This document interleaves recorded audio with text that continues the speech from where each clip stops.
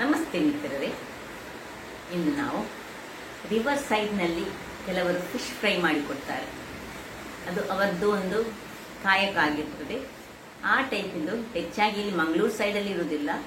ಬೆಂಗಳೂರು ಸೈಡಲ್ಲಿ ಹೋಗುವಾಗ ಅಲ್ಲಿ ಕೆಲವು ಕಡೆಯಲ್ಲಿ ರಿವರ್ ಸೈಡಲ್ಲಿ ಒಂದು ವಿಶಿಷ್ಟ ಒಂದು ಮಸಾಲೆಯನ್ನು ಉಪಯೋಗಿಸಿ ಅವರು ಫಿಶ್ ಅನ್ನು ಫ್ರೈ ಮಾಡ್ತಾರೆ. ಹಾಗಾದರೆ ಇವತ್ತು ನಾವು ಆ ಮಸಾಲೆಯನ್ನು ಹೇಗೆ ತಯಾರಿಸುವುದು, ಅದಕ್ಕೆ ಏನೆಲ್ಲ ಸಾಮಗ್ರಿಗಳು ಬೇಕು ಎಂದು ನೋಡೋಣಲ್ಲವೇ? ವೀಕ್ಷಕರೇ, ಇಲ್ಲಿ ನೋಡಿ, ಇದು ನದಿಯ ಮೀನು. ಇದಕ್ಕೆ ಪಯ್ಯೆ ಹೇಳ್ತೇವೆ.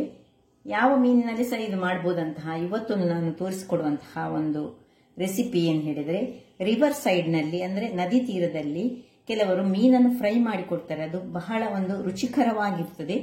ಅದನ್ನು ಆ ರೀತಿಯಲ್ಲಿ ನಾನಿವತ್ತು ಮಾಡ್ತಾ ಇದ್ದೇನೆ. ನಾವು ಇತ್ತೀಚೆಗೆ ಹೋದಾಗ ರಿವರ್ ಸೈಡ್ನಲ್ಲಿ ನಮಗೆ ಆ ರೀತಿಯ ಒಂದು ಮೀನಿನ ಫ್ರೈ ಅನ್ನು ಮಾಡಿ ತೋರಿಸಿದ್ರು. ನೋಡಿ, ಮೊದಲಿಗೆ ನಾವು ಏನು ಮಾಡಬೇಕು ಹೇಳಿದರೆ, ಇಷ್ಟು ಬೆಳ್ಳುಳ್ಳಿ ಬೇಕು, ನೀರುಳ್ಳಿ ಬೇಕು, ಸ್ವಲ್ಪ ಹುಳಿ, ಸ್ವಲ್ಪ ಜಿಂಜರ್, ಸ್ವಲ್ಪ ಉಪ್ಪು, ಇದು ಒಂದು ಬೇರೆ. ಇಲ್ಲಿ ನೋಡಿ, ಇನ್ನೊಂದು ಮೆಣಸಿನ ಹುಡಿ, ಸ್ವಲ್ಪ ತೆಂಗಿನ ತುರಿ ಹಿಡಿದ್ರೆ ಸ್ವಲ್ಪ ಡ್ರೈ ಟೈಪ್ನ ತೆಂಗಿನ ತುರಿ,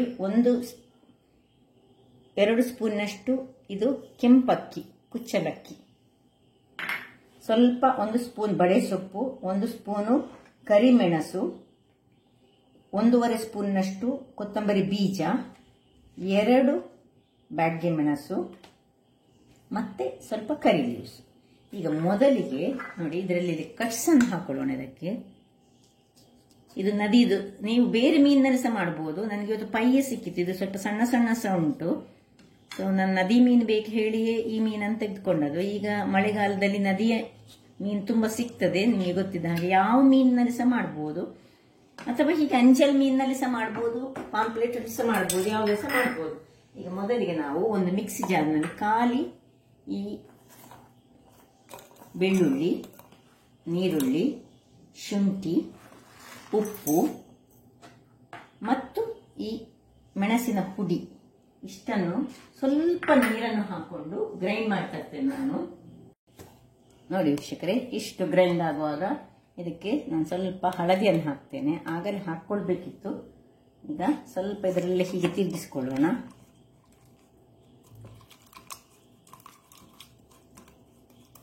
ನೋಡಿ, ಇದರಲ್ಲಿ ಮಿಕ್ಸ್ ಆಯ್ತಲ್ಲ. ಇನ್ನು ಇದನ್ನು ಈ ಮೀನಿಗೆ ನಾವು ಸ್ವಲ್ಪ ಹೀಗೆ ತಾಗಿಸಿಕೊಂಡು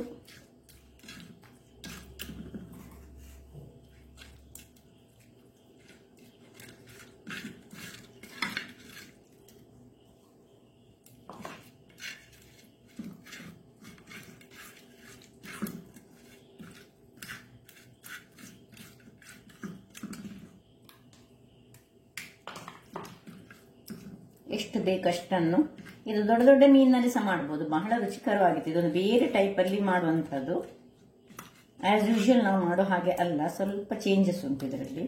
ಈಗ ಹೀಗೆ ಇದನ್ನು ನಾವು ಸ್ವಲ್ಪ ಒಂದು 10-15 ನಿಮಿಷಗಳ ಕಾಲ ಅಥವಾ ಅರ್ಧ ಗಂಟೆಗಳ ಕಾಲ ಇಟ್ಟರು ತೊಂದರೆ ಇಲ್ಲ. ಅವರು ಇದನ್ನೆಲ್ಲ ಹೀಗೆ ಮಾಡಿ ಇಟ್ಕೊಂಡಿರ್ತಾರೆ. ಮತ್ತೆ ನಾವು ಕೇಳಿದ ಕೂಡಲೇ ಅದನ್ನು ಒಂದು ಬೇರೆ ಮಸಾಲದಲ್ಲಿ ಅದ್ದಿ ಈಗ ಫ್ರೈ ಮಾಡಿ ಕೊಡ್ತಾರೆ. ಈಗ ನೋಡಿ, ಇದನ್ನು ನಾನೀಗ ಒಂದು ಸೈಡ್ನಲ್ಲಿ ಇಟ್ಕೊಳ್ತೇನೆ. ಇನ್ನು ಈಗ ಇಲ್ಲಿ ಒಂದು ಇದನ್ನು ಉರಿಸ್ಕೊಳ್ಳೋಣ, ಕಡಾಯಿ ಇಟ್ಟುಕೊಳ್ಳೋಣ. ವೀಕ್ಷಕರೇ ನೋಡಿ, ಇದಕ್ಕೆ ಈಗ ಅಕ್ಕಿಯನ್ನು ನಾನು ಹಾಕೊಳ್ತಿದ್ದೇನೆ. ಫ್ರೈ ಆಗುವಾಗ ಸಣ್ಣ ಉರಿಯಲ್ಲಿ ನಾವು ಇದನ್ನು ತೆಂಗಿನ ತುರಿ ಸಹ ಬಂದಿದೆ, ಸ್ವಲ್ಪ ಫ್ರೈ ಮಾಡ್ಕೊಳ್ಳೋಣ ಸಣ್ಣ ಉರಿಯಲ್ಲಿ. ನೋಡಿ, ಇದೀಗ ಪಟಪಟ ಹೇಳುವಾಗ ನಾವು ಇದು ರೆಡಿ ಆಯಿತು. ಇದನ್ನು ಈಗ ನಾನು ತೆಗೆದುಕೊಳ್ತಿದ್ದೇನೆ. ಈಗ ಇದರಲ್ಲಿ ನಾನು ಈ ತೆಂಗಿನ ತುರಿಯನ್ನು ಸ್ವಲ್ಪ ಫ್ರೈ ಮಾಡ್ತೇನೆ.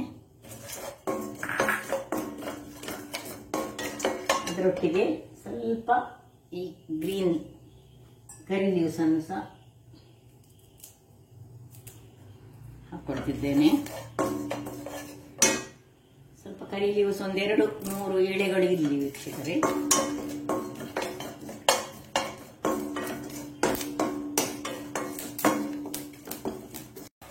ನೋಡಿ ವೀಕ್ಷಕರೇ, ನೋಡಿ ಇದು ಸ್ವಲ್ಪ ಸ್ವಲ್ಪ ಬ್ರೌನ್ ಕಲರಿಗೆ ಬರುವಾಗ ಸಾಕು, ಇಷ್ಟು ಸಾಕು.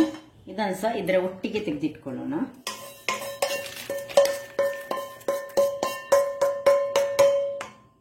ಇನ್ನು ಇದನ್ನು ಸ್ವಲ್ಪ ಕ್ಲೀನ್ ಮಾಡಿಕೊಂಡು ಇದರಲ್ಲಿ ನಾವು 2 ಮೆಣಸು, ನಿಮಗೆ ಖಾರ ಹೆಚ್ಚು ಬೇಕಿದ್ರೆ ಸ್ವಲ್ಪ ಹೆಚ್ಚು ಹಾಕೊಳ್ಬಹುದು ವೀಕ್ಷಕರೇ. ಸ್ವಲ್ಪ ಕೊತ್ತಂಬರಿ ಬೀಜ, ಕಾಳು ಮೆಣಸು, ಇನ್ನು ಸೋಂಪು ಇಷ್ಟನ್ನು ಹಾಕೊಂಡು ಇದನ್ನು ಸಣ್ಣ ಉರಿಯಲ್ಲಿ ಹುರಿಯುವ. ಮತ್ತೆ ಕೊನೆಗೆ ಸ್ವಲ್ಪ ಉಪ್ಪನ್ನು ಹಾಕೊಳ್ಳಿ ಇದಕ್ಕೆ. ನೋಡಿ ವೀಕ್ಷಕರೇ, ಇಷ್ಟು ಕಲ್ಲ ಸ್ವಲ್ಪ ಇದಾಗುವಾಗ ನಾವು ಇದನ್ನು ಆಫ್ ಮಾಡಿಕೊಂಡ್ರೆ ಆಯಿತು. ಇದೆಲ್ಲವನ್ನು ಈಗ ನಾವು ಸ್ವಲ್ಪ ತಣ್ಣಗಾಗಲಿಕ್ಕೆ ಬಿಡೋಣ.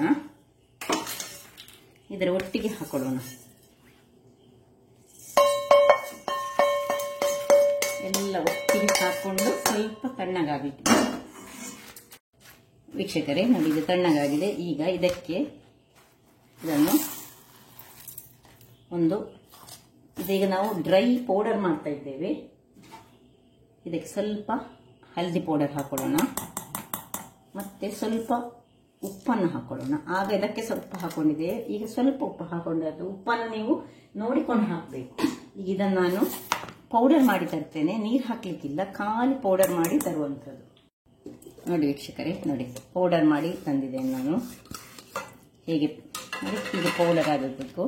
ಈಗ ಇದನ್ನು ನಿಮಗೆ ಸ್ವಲ್ಪ ಖಾರ ಹೆಚ್ಚು ಬೇಕಿದ್ರೆ ಇನ್ನೂ ಸಹ ಹೆಚ್ಚಾಗಿ ನೀವು ಯೂಸ್ ಮಾಡ್ಬೋದು. ಈ ರೀತಿಯಾಗಿ ಬರ್ತದೆ, ಬಹಳ ಪರಿಮಳ ಬರ್ತಾ ಉಂಟು. ಹೇಗೆ ಹೇಳಿದ್ರೆ ಅದಕ್ಕೆ ನಾವು ಸೋಂಪು ಹಾಕಿದ್ದೇವಲ್ಲ, ಸೋಂಪಿನ ಪರಿಮಳ ಎನ್ಹ್ಯಾನ್ಸ್ ಆಗ್ತಾ ಉಂಟು ಇದರಲ್ಲಿ ನಮ್ಮನೆ. ಈಗ ನಾವು ಇನ್ನೇನು ಮಾಡುವ ಹೇಳಿದರೆ, ಇಲ್ಲಿ ಒಂದು ಗ್ಯಾಸನ್ನು ಉರಿಸಿ ಒಂದು ಕಬ್ಬಿಣದ ಕಾವಲಿ ಇಡೋಣ.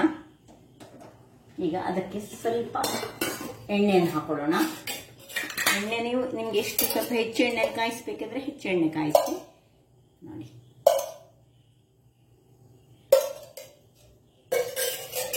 ಇನ್ನು ಇಲ್ಲಿ ನಾವು ನೋಡಿ ಇದು ನಾವು ಇದಕ್ಕೆ ಮ್ಯಾರಿನೇಟ್ ಮಾಡಿಟ್ಟಂಥದ್ದು ಒಂದು ಅರ್ಧ ಗಂಟೆ ಆಯ್ತು. ಈಗ ನಾವೇನು ಮಾಡ್ಬೇಕು ಹೇಳಿದ್ರೆ, ಒಂದು 2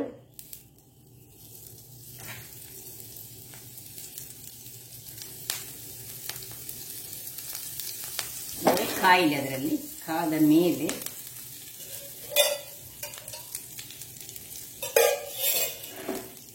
ಈಗ ಒಂದೊಂದೇ ಮೀನುಗಳನ್ನು ನೋಡಿ ಹೀಗೆ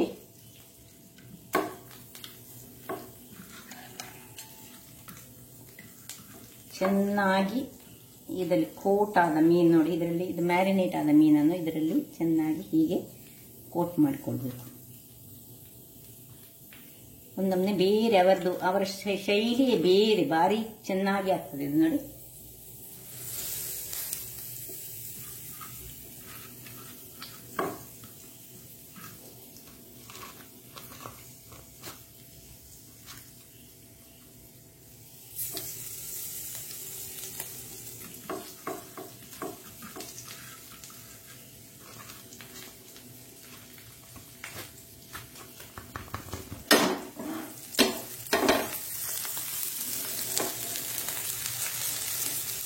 ಹೆಚ್ಚು ಎಣ್ಣೆ ಬೇಕಿದ್ರೆ ಹೆಚ್ಚು ಎಣ್ಣೆ ಹಾಕೊಳ್ಬಹುದು.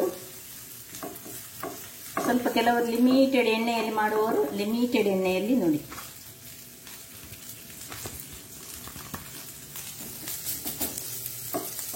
ಇದಕ್ಕೆ ಮೀನಿಗೆ ಅಷ್ಟೊಂದು ಮಸಾಲೆಗಳು ತುಂಬಾ ಬೇಕಂತಿಲ್ಲ ದಪ್ಪದಲ್ಲಿ. ಬಟ್ ಈ ಒಂದು ನಾವು ಮಾಡುವಂತಹ ಹಾಕುವಂತಹ ಈ ಪೌಡರ್ ಉಂಟಲ್ಲ, ಇದನ್ನು ಚೆನ್ನಾಗಿ ನಾವು ವೀಕ್ಷಕರೇ ನೋಡಿ ಎಲ್ಲ ಇಟ್ಟಾಯಿತು. ಈಗ ನೋಡಿ ಇದರ ಮೇಲಿನಿಂದ ಸ್ವಲ್ಪ ಸ್ವಲ್ಪ ಎಣ್ಣೆಯನ್ನು ಹಾಕೊಳ್ಳೋಣ. ಅವರು ತುಂಬಾ ಎಣ್ಣೆ ಹಾಕಿದ್ರು, ನಾನು ಸ್ವಲ್ಪ ಕಡಿಮೆ ಎಣ್ಣೆಯಲ್ಲಿ ಮಾಡ್ತಾ ಇದ್ದೇನೆ. ನಿಮಗೆ ಬೇಕಿದ್ರೆ ತುಂಬಾ ಇದನ್ನು ಹೆಚ್ಚು ಎಣ್ಣೆ ಇಟ್ಟು ಸಹ ಮಾಡಿಕೊಳ್ಬಹುದು. ಇಷ್ಟಾಗುವಾಗ ಈಗ ಒಂದೊಂದೇ ಮೀನುಗಳನ್ನು ಹೀಗೆ ಅಡಿಮೇಲೆ ಮಾಡ್ಕೊಳ್ಳೋಣ. ಅದರೊಂದು ಟೇಸ್ಟೇ ಬೇರೆ ರೀತಿಯ ಟೇಸ್ಟಲ್ಲಿ ಬರ್ತದೆ ವೀಕ್ಷಕರೇ. ನನಗೆ ಅದು ಖುಷಿ ಆಯ್ತು ಆ ಟೇಸ್ಟ್.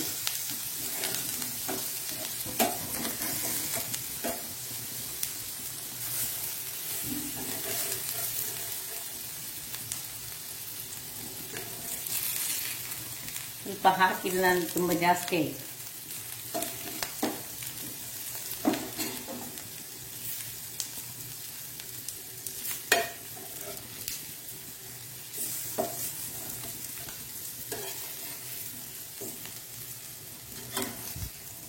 ಸ್ವಲ್ಪ ಸಣ್ಣ ಉರಿಯಲ್ಲಿ ಮಾಡಿಕೊಳ್ಬೇಕು ಇದನ್ನು.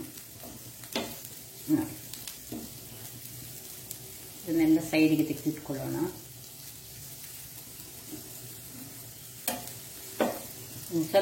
ಇನ್ನು ಸ್ವಲ್ಪ ಎಣ್ಣೆಯನ್ನು ಹಾಕೊಳ್ಳೋಣ.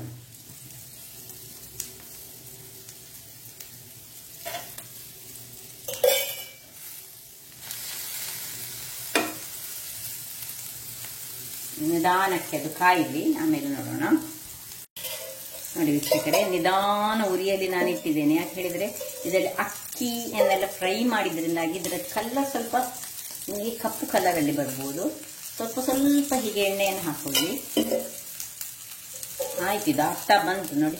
ಕಲರ್ ನೋಡಿ, ಇಷ್ಟು ಡ್ರೈ ಆದರೆ ಸಾಕು. ಮೀನು ಬೇಯಬೇಕು ಮತ್ತೆ ಇದರ ಮಸಾಲ ಬೇಯಬೇಕು. ಹಾಗಾಗಿ ನಾವು ಇಡುವಾಗ ಮೀಡಿಯಂ ಫ್ಲೇಮಲ್ಲಿ ಇಟ್ಟುಕೊಂಡೇ ಇದನ್ನು ಮಾಡಬೇಕು, ಇಲ್ಲದ್ರೆ ಕರೆಕ್ಟ್ ಹೋಗ್ತದೆ. ಸ್ವಲ್ಪ ಅದರಿಂದಾಗಿ ನಿಧಾನಕ್ಕೆ ಮಾಡಬೇಕು. ಆಯ್ತು, ಇದನ್ನ ಆಫ್ ಮಾಡಿಕೊಂಡು ನಾನೀಗ ಸರ್ವ್ ಮಾಡಲಿಕ್ಕೆ ರೆಡಿ ಮಾಡ್ತೇನೆ. ವೀಕ್ಷಕರೇ ನೋಡಿ, ರೆಡಿ ಆಯಿತು. ಈಗ ಒಂದೊಂದಾಗಿ ತೆಗೆದುಕೊಳ್ಳೋಣ. ನೋಡಿ ಹೀಗೆ ಬಂದಿದೆ ನೋಡಿ, ಬಹಳ ರುಚಿಕರವಾಗಿರ್ತದೆ. ಇದರ ಟೇಸ್ಟೇ ಒಂದು ಬೇರೆ ಅಂತ ಹೇಳ್ಬೋದು ನಾವು.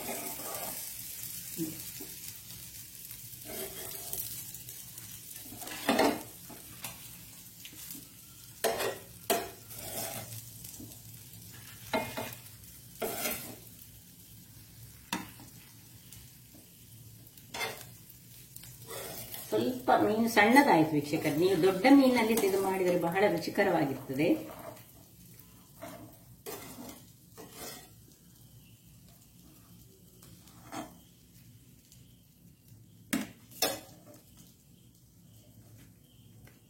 ಹಾಗಾದ್ರೆ ನೋಡಿದ್ರಲ್ಲ, ಈ ರಿವರ್ ಸೈಡ್ನಲ್ಲಿ ಮಾಡುವಂತಹ ಈ ಒಂದು ಸ್ಪೆಷಲ್ ಆದ ಬೇರೆ ರೀತಿಯ ಒಂದು ಫ್ರೈ ಅಂತ ಹೇಳ್ಬೋದು. ಇದು ಯಾವ ಮೀನಿನಲ್ಲಿ ಸಹ ಮಾಡ್ಬೋದು, ಅಂದ್ರೆ ಹೆಚ್ಚಾಗಿ ಇದು ನದಿ ಮೀನಿನಲ್ಲಿ ಮಾಡುವಂತಹದ್ದು. ಬಹಳ ರುಚಿಕರವಾಗಿರ್ತದೆ. ಇದರ ಇಂಗ್ರೀಡಿಯೆಂಟ್ಸೇ ಬೇರೆ. ಆದ್ರಿಂದಾಗಿ ನಾವು ಇಂತಹ ಒಂದು ತರತರದ ಒಂದೇ ರೀತಿಯಾಗಿ ಫ್ರೈ ಮಾಡೋದಕ್ಕಿಂತ ಬೇರೆ ರೀತಿಯಲ್ಲಿ ಹೀಗೆ ಫ್ರೈ ಮಾಡಿ ಒಮ್ಮೆ ಟ್ರೈ ಮಾಡಿ ವೀಕ್ಷಕರೇ, ಬಹಳ ರುಚಿಕರವಾಗಿರ್ತದೆ. ಹಾಗಾದರೆ ನನ್ನ ಈ ಕುಕಿಂಗ್ ಚಾನಲ್ ನಿಮಗೆ ಇಷ್ಟ ಆದರೆ ಬೋಳೂರು ಸುವರ್ಣ ಚಾನಲ್ ಅನ್ನು ಲೈಕ್ ಮಾಡಿ, ಶೇರ್ ಮಾಡಿ ಹಾಗೂ ಸಬ್ಸ್ಕ್ರೈಬ್ ಮಾಡಿ ಹಾಗೂ ನನ್ನ ಇನ್ಸ್ಟಾಗ್ರಾಮ್ ಪೇಜನ್ನು ಫಾಲೋ ಮಾಡಿ. ಧನ್ಯವಾದಗಳು.